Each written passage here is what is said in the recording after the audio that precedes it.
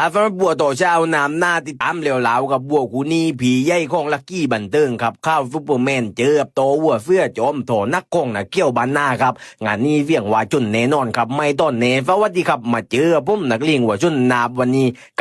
ครับผมมาบอกประวัติสั้นๆนาบกงดาราวัวจุนต่างฟ้องตัวที่จะทำการจุนกันต่อเช้าที่สนามบ้านหน้ามาฟ้าครับนี่คนติดตามมาครับต่อเช้าได้ถึงเวลาที่เหมาะสมแล้วครับการันตีว่าถึงติวถึงดีกาแน่นอนครับบัวกูนี่ต่อเช้าคนเพื่อนๆนี่ฟังประวัติกูนี่นาบก็ฝากกดไลค์กดแชร์คลิปนี้ที่กับเปิดเป็นกระบอกเฟี้ยงไงกูนี่ที่นะครับต่อเช้าแล้วก็สำหรับใครยายเล่ว่าจนสดหนาฟ้าน้ำปากตายอยู่ถึงป่าเนื้อเลยครับผมเปิดไอเล่สดตุกฟ้าน้ำแล้วครับยื้อใครยายข้าวกุมนักเลงหัวจนนะครับบังได้ข้ามได้ออกตัวได้ในฟ้าน้ำหนาเพื่อนๆกดลิงก์ดีหน้าเพจที่ผมปักมุดไว้ได้เลยครับก็เดี๋ยวเราไปฟังประวัติการจนก้องตั้งฟ้องตัวกันได้เลยครับกับตัวที่เห็นอยู่ทางหน้าจอต่างฝ่ายนี่นาบชื่อว่าข้าวฟุตเบอร์แมนหรือว่าฟ้อนรำตัวเก้านาบตัวนี้บอกได้คำเดียวว่าฟุตเบอร์เลยครับไม่ตีแรงไรเลวกับของลักกี้บันเทิงตัวนี้ครับฟุตเบอร์แมนตัวนี้ได้จนมาประมาณฟ้องฟ้ามุ่นเลวนาบลาฟุตก็ได้ชนะแดงงามไม่ต้องท่ามาจะตุงส่งครับวันนั้นพอครับฟุตเบอร์แมนนี่นาบมันกาชนเรื่อยๆชนสไตล์คลาสสิกครับประเภทเดินกดฝ่ายกดขวาเหนี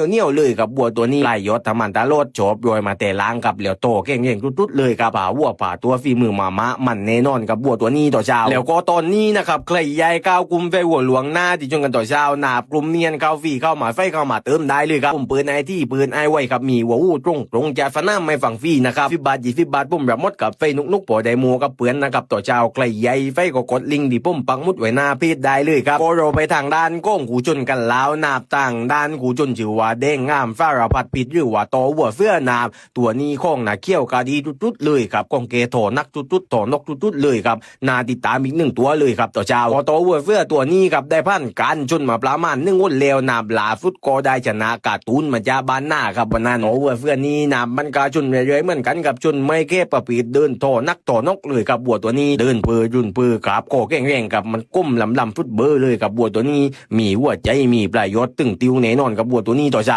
าหน้าเดิมจัดรายการได้หน้าเล่มาครับใครนั่นนะครั้งในลองคอมเมนต์มาที่ครับสำคัญตอนนี้ผมเปิดฟดไอไฟหลวงหน้าแล้วก็ฝากไว้กันกับบัวคูนี้นักลิงหัวจนสวัสดีครับ